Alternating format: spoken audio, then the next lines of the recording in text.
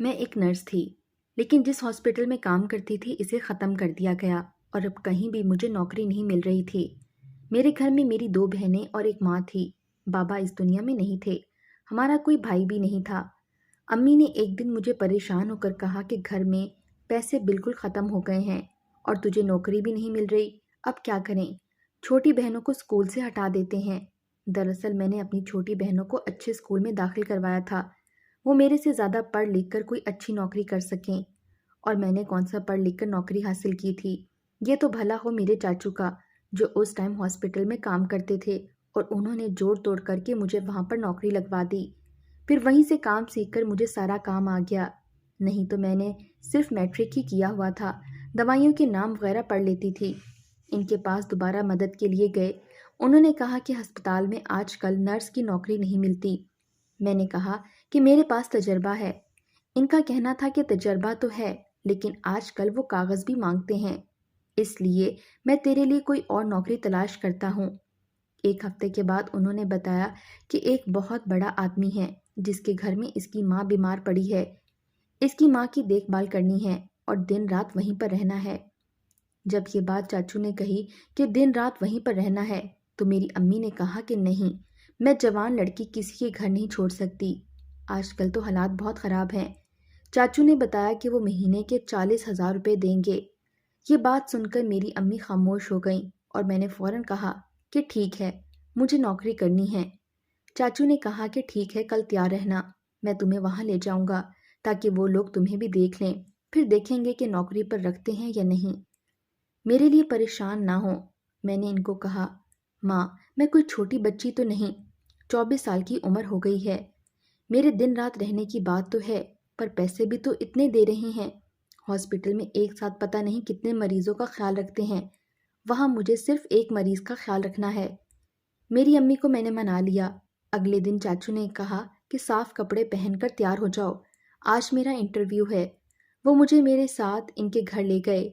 پہلے انہوں نے ہمارے سامنے چائے کے ساتھ کافی سارے لوازمات رکھے، اس کے بعد اس عورت کا بیٹا آیا۔ جب میں نے اس عورت کے بیٹے کو دیکھا تو میں حیران رہ گئی اور کہیں کھو گئی۔ اتنا خوبصورت مرد میں نے اپنی زندگی میں پہلے کبھی نہیں دیکھا تھا۔ وہ بہت زیادہ حسین اور بہت زیادہ خوبصورت تھا۔ اس نے کپڑے بھی بہت اچھے پہن رکھے تھے اور جوتے بھی اس کے بہت خوبصورت لگ رہے تھے۔ اس کا نام عرفان لودھی تھا۔ میرے چاچو اس سے بات کرنے لگے اور مجھے تو اس سے دیکھنے سے ہی فرصت نہیں تھی۔ اس نے کہا کہ لڑکی کو کام آتا ہے نا، کیونکہ میری ماں کا معاملہ ہے۔ چاچو نے کہا کہ ان کو سارا کام آتا ہے، بڑے ہاسپٹل میں 5 سال کام کیا ہے۔ اس نے کہا کہ ٹھیک ہے، ان کو کہیں کہ کل سے اپنا سامان وغیرہ بھی لے آئیں اور ان کے رہنے کے لیے صاف کمرہ وغیرہ کروا دیا جائے گا۔ ہم کوارٹر میں جگہ نہیں دیں گے، کیونکہ مریض ہے تو مریض کے آس پاس ہی رہنا ہے، اور پہلی تنخواہ آپ ایڈوانس لے سکتے ہیں۔ مجھے تو معاملہ بہت اچھا لگا، ہم نے فوراً ہاں کر دی۔ اگلے ہی دن میں اپنا سامان لے کر وہاں پر چلی گئی۔ گھر بہت بڑا تھا اور لوگ بھی بہت اچھے تھے۔ پہلی تنخواہ ایڈوانس ملی تو گھر میں راشن وغیرہ ڈلوا کر گئی تھی۔ بہنوں کو کہا کہ دل لگا کر پڑھو، کسی بات کی کوئی ٹینشن نہیں۔ جب میں نے اس بوڑھی عورت کو دیکھا تو وہ واقعی کافی بوڑھی تھی، لیکن بڑھاپے میں بھی کافی جوان لگ رہی تھی۔ امیر لوگ تو ایسے ہی ہوتے ہیں نا، پھر اپنا بہت خیال رکھتے ہیں، لیکن ان کو بڑی بڑی بیماریاں ہوتی ہیں۔ اس عورت کا نام سائمہ تھا اور مجھے اس کے بیٹے نے بتایا کہ ان کو فالج کا اٹیک ہوا تھا، جس سے ان کا جسم بیکار ہو گیا۔ آپ نے ان کا اچھے طریقے سے خیال رکھنا ہے۔ مجھے تو پتہ نہیں کیا ہو گیا تھا، آج ان کو دیکھتے ہی مجھے اس سے محبت ہو گئی تھی۔ ساری رات میں اس کے بارے میں سوچتی رہی۔ وہ بات کرتا تھا تو بات سے زیادہ میرا اس کے اوپر خیال ہوتا تھا۔ میں نے کہا آپ کو میں شکایت کا موقع نہیں دوں گی، آپ بالکل فکر نہ کریں، اور میں ویسے بھی سوچ کر بیٹھی تھی کہ اس عورت کا اچھے طریقے سے خیال رکھوں گی۔ میں دن وہیں پر گزارنے لگی۔ 2 دن تو اسی طرح سے گزر گئے۔ مجھے رہنے کے لیے ایک کمرہ دیا گیا تھا جس کے اندر اے سی بھی لگا ہوا تھا اور ٹی وی بھی تھا۔ میرے لیے کچھ اور سامان وغیرہ اور کپڑے بھی رکھے گئے تھے۔ میں تو بہت زیادہ خوش تھی۔ فون کر کے میں نے اپنی امی کو بھی مطمئن کر ڈالا۔ مریضہ کا کمرہ میرے کمرے کے ساتھ والا تھا، دونوں کمروں کی ایک ہی دیوار تھی۔ عرفان نے کہا تھا کہ آپ الرٹ رہا کریں، اگر رات کو کسی چیز کی ضرورت ہوئی تو آپ نے فوراً جاگ جانا ہے۔ میں نے ان سے کہا کہ اگر میں ان کے کمرے میں ہی سو جاؤں تو زیادہ بہتر ہوگا، پھر وہ مجھے آواز دیں گی بھی تو مجھے آواز آ جائے گی۔ کہیں ایسا نہ ہو کہ میں بڑے سکون سے سو جاؤں اور مجھے آواز ہی نہ آئے۔ عرفان نے کہا کہ آپ کے کمرے میں بیل رکھ دی جائے گی، جب امی کو کچھ چاہیے ہوگا تو وہ بیل بجا دیں گی۔ باقی آپ ان کے کمرے میں کہاں سوئیں گی؟ زمین پر؟ ہم آپ کو زمین پر نہیں سلانا چاہتے، ہمارے گھر میں کسی کے ساتھ اس طرح کا سلوک نہیں ہوتا۔ وہ کتنا اچھا انسان تھا۔ میں تو خواب سجانے لگی تھی کہ اسی طرح اس کو مجھ سے محبت ہو جائے گی، فوراً اپنی بیمار ماں کو کہے گا مجھے اسی لڑکی سے شادی کرنی ہے، اور بھلے ہی میری عمر 24 سال ہے لیکن ابھی دیکھنے میں 20 سال کی لگتی تھی، کیونکہ کھانے کو کچھ ملتا نہیں تھا تو میں ویسے ہی دبلی پتلی تھی اور بھاگ دوڑ والا کام تھا میرا، پر مجھے نہیں لگتا تھا کہ یہ اتنی آسانی سے ہوگا۔ وہ شخص بہت ہی زیادہ خوبصورت تھا اور اس کی زندگی میں کوئی نہ کوئی ضرور رہا ہوگا، لیکن گھر میں کھانا پکانے والی نوکرانی نے بتایا کہ کوئی بھی نہیں ہے، کسی بھی لڑکی کی طرف دیکھتے ہی نہیں ہیں، ان کو بہت ہی سادہ سی لڑکی چاہیے۔ میرے دل میں خواہش جاگنے لگی۔ میں نے کہا پھر تو میرا چانس بہت زیادہ ممکن ہے۔ مجھے آج یہاں پر کام کرتے ہوئے تیسرا دن تھا۔ آج رات وہاں صاحب آئے اور اپنی امی کی طبیعت پوچھی کہ رات کو میں ان کا خیال کرتا ہوں۔ میں نے کہا کہ نہیں، مجھے کوئی مسئلہ نہیں ہے، میں اپنے کمرے کا دروازہ کھول کر سوتی ہوں، اگر کوئی آواز آئے گی تو میں فوراً جاگ جاؤں گا۔ آپ کہاں ان کا خیال رکھیں گے؟ اس کام کے لیے تو آپ نے مجھے رکھا ہے، آپ آرام سے سو جائیں، میں خود خیال کر لوں گی۔ لیکن عرفان نے کہا کہ میں ان کا خیال کرتا ہوں کہ میرے علاوہ اور کسی کے ساتھ نہیں رہتی رات میں، اور ان کو نیند بھی نہیں آتی، آپ جائیں، جا کر سو جائیں۔ وہ بولتا تھا تو ایسا لگتا تھا کہ وہ بات نہیں کرتا، جادو کرتا ہے۔ بس پھر میں وہاں سے چلی گئی اور میں کیا کر سکتی تھی؟ وہ مجھے 40,000 تنخواہ دے رہا تھا، اس کے علاوہ بھی 5,000 دیتا تھا تاکہ میں اپنی امی سے جا کر مل سکوں، اور پھر رات کو انہوں نے مریض کو سنبھالنا بھی تھا، پھر دن میں تو نوکر بھی ہوتے تھے۔ دن میں تو مریض زیادہ سے زیادہ کیا کہتا ہے کہ مجھے کھانا کھلا دو، میں نے باتھ روم جانا ہے۔ رات میں تو انسان کو خود نیند آ جاتی ہے، لیکن خیر اب وہ خود ہی ایسا کہہ رہے تھے تو میں کیا کر سکتی تھی؟ میں اپنے کمرے میں سکون سے سو گئی۔ 2 ہفتے بعد امی سے ملنے کے لیے گئی تو تھوڑے پیسے دیے اور اپنے لیے کچھ اچھے کپڑے لے لیے، سوچا کہ میں اچھے کپڑے پہنوں گی تو اچھی لگوں گی۔ عرفان تو میری طرف دیکھتا بھی نہیں تھا، میری شکل اچھی تھی پھر بھی میرے حصے میں عرفان کی ایک نظر بھی نہیں آ رہی تھی۔ رات ہوتی تو وہ کمرے میں آ جاتا کہ آپ جائیں، میں ان کا خیال رکھ لوں گا، لیکن کبھی کبھی 2 دن تک وہ نہیں آتا تھا، لیکن زیادہ تر آتا ضرور تھا۔ جب میں کمرے سے چلی جاتی تھی اپنے کمرے میں سونے کے لیے تو مجھے پھر بھی نیند نہیں آتی تھی۔ اس کے بارے میں سوچتی رہتی تھی کہ اس عورت کے تھوڑے چلانے کی آواز آئی، جیسے وہ درد سے چلا رہی تھی۔ وہ پہلے بھی اسی طرح سے چلاتی رہتی تھی، اور جب اس طرح اس کی حالت خراب ہوتی تو پھر اس کو ایک بندہ نہیں سنبھال سکتا تھا۔ میں فوراً اس طرف گئی اور سوچا کہ میں بھی جا کر مدد کرتی ہوں، آخر مجھے اسی بات کے پیسے ملتے ہیں۔ لیکن جب میں نے دروازے پر دستک دی تو دروازہ اندر سے بند تھا۔ اگر کوئی مسئلہ ہے تو میں مدد کر سکتی ہوں۔ اندر سے عرفان کی غصے بھری آواز آئی کہ اپنے کام سے کام رکھو، چلی جاؤ یہاں سے۔ مجھے بڑا عجیب لگا، مجھے اتنی بری طرح سے ڈانٹ دیا گیا تھا، اور میں چپ چاپ وہاں سے چلی گئی۔ تھوڑی دیر تک پھر سے چلانے کی آوازیں آتی رہیں، اور پھر اس کے بعد اچانک سے بہت خاموشی چھا گئی۔ میں سوچ رہی تھی کہ مجھے ڈانٹنے کی کیا ضرورت ہے، میرا کیا قصور تھا؟ جب ہم کسی کو پسند کریں اور وہ آپ کی طرف پیار کی نظر بھی نہ کرے اور الٹا آپ کو ڈانٹ دے تو بڑی تکلیف ہوتی ہے۔ میں تو رات کو روتی بھی رہی، اور صبح جب عرفان کے لیے ناشتہ بنایا تو اس نے کہا کہ رات کو میں تھوڑا مصروف تھا، معاف کر دیں، لیکن میں یہ سوچنے لگی کہ وہ بیمار عورت پر کیوں غصہ کر رہا تھا۔ مجھے اپنی ماں پر اس طرح سے غصہ نہیں کرنا چاہیے تھا۔ اگر وہ مجھ کو اتنا چلا رہا تھا پھر اپنی ماں پر کیسے غصہ کر رہا ہوگا؟ میں پورا دن بھی سائمہ جی کے ساتھ ہوتی تھی، ان کے کمرے کی دوائیوں کی خوشبو میں بور ہو جاتی تھی، ان سے بات کرنے کی کوشش کرتی تھی لیکن وہ کوئی بات ہی نہیں کرتی تھیں۔ ایک دن میں نے ایسے ہی ان سے بات شروع کی، میں نے کہا کہ آپ کا بیٹا بہت خوبصورت ہے، لیکن وہ کوئی جواب نہیں دے رہی تھیں۔ میں نے کہا کیا اس کے لیے کوئی لڑکی نہیں تلاش کی؟ اس طرح میں نے عرفان سے متعلق 3-4 باتیں کیں تو اچانک سے سائمہ میڈم بولیں، اگر تمہارے دل میں کوئی بات ہے تو نکال دو، اپنے آپ کو کنویں میں چھلانگ لگانے کی اجازت دے دینا، لیکن کسی ایسے انسان سے محبت نہ کرنا جو عرفان جیسا ہو۔ میں حیران ہو گئی۔ میں نے کہا، کیا مطلب؟ آپ اپنے بیٹے کے بارے میں اس طرح کی بات کیسے کر سکتی ہیں؟ لیکن اس کے بعد انہوں نے پھر جیسے کوئی جواب نہیں دیا، لیکن میں نے ان کی باتوں سے اندازہ لگا لیا تھا کہ ان کو اپنے بیٹے سے بہت نفرت تھی۔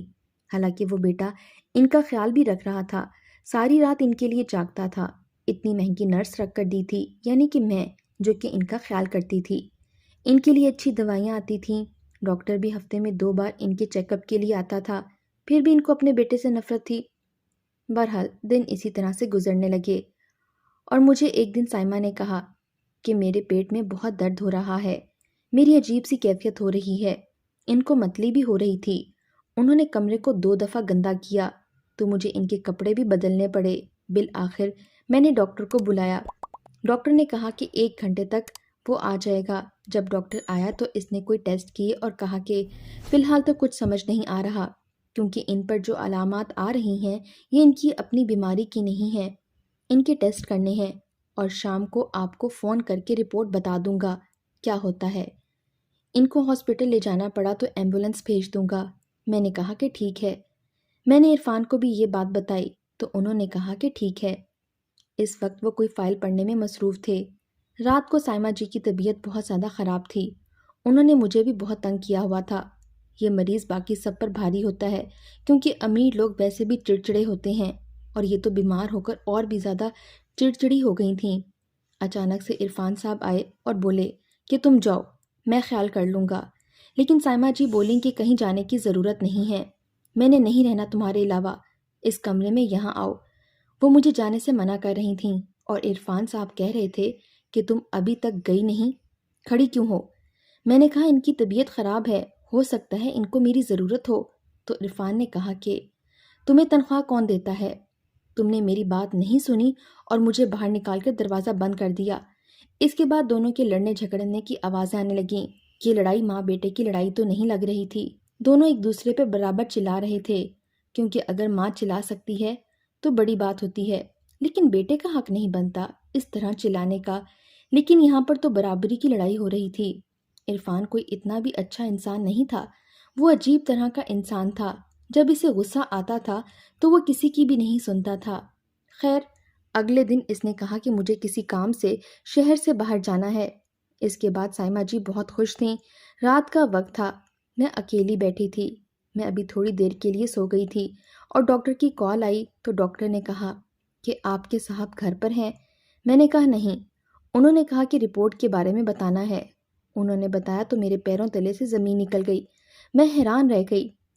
ڈاکٹر نے کہا کہ سائمہ بی بی امید سے ہیں، لیکن یہ کیسے ہو سکتا ہے؟ کیونکہ اس حساب سے تو ان کی عمر 50 سے زیادہ تھی اور وہ چارپائی پر پڑی تھیں، ان کی تو شادی بھی نہیں ہوئی تھی۔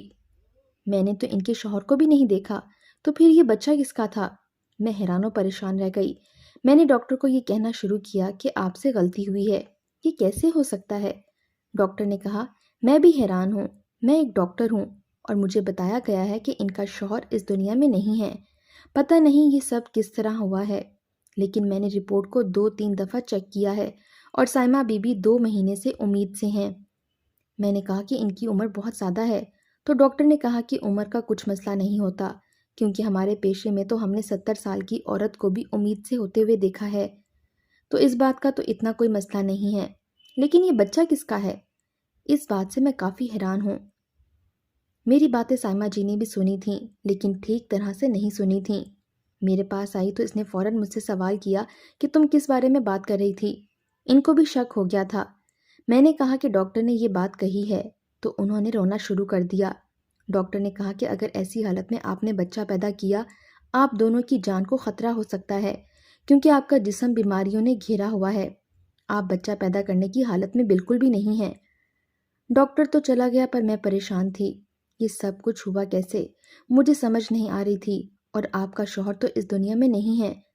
تو سائمہ جی نے اپنے آنسو صاف کیے اور مجھے ایسی بات بتائی کہ میرے قدموں تلے سے زمین نکل گئی۔ انہوں نے کہا کہ میرا شوہر اسی دنیا میں ہے اور روز مجھ سے ملنے کے لیے آتا ہے۔ میں سوچنے لگی، تبھی عرفان مجھے کمرے سے باہر نکال دیتا ہے، کیونکہ سائمہ جی کے شوہر نے ان سے ملنے کے لیے آنا ہوتا ہے۔ اگر کوئی شوہر ہے تو پھر یہ سب کچھ چھپا ہوا کیوں ہے؟ میں نے سائمہ بی بی سے کہا کہ کون ہے آپ کا شوہر؟ تو اس نے ایسی بات بتائی کہ میں حیران اور پریشان رہ گئی اور میری آنکھیں آنسوؤں سے بھر گئیں۔ انہوں نے کہا کہ عرفان ہی میرا شوہر ہے۔ میں حیران رہ گئی۔ میں نے کہا پر وہ آپ کا بیٹا ہے۔ انہوں نے کہا کہ دنیا والوں کے سامنے، کیونکہ دراصل میں نے اس سے محبت کی شادی کی تھی۔ ہم لوگ ایک دوسرے سے محبت کرتے تھے۔ یہ میرے آفس میں ایک معمولی سا کمپیوٹر آپریٹر تھا، لیکن اس کی خوبصورتی سے مجھے محبت ہو گئی اور میں نے اس سے شادی کر لی۔ اس وقت میری عمر 50 سال تھی۔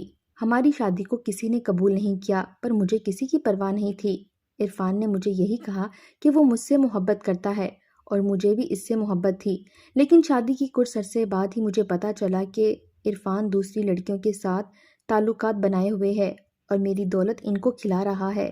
جب میں نے اسے کہا کہ میں اس پر خلا کا کیس کروا دوں گی تو اس نے مجھے سیڑھیوں سے دھکا دے دیا اور میری ایسی حالت کر دی۔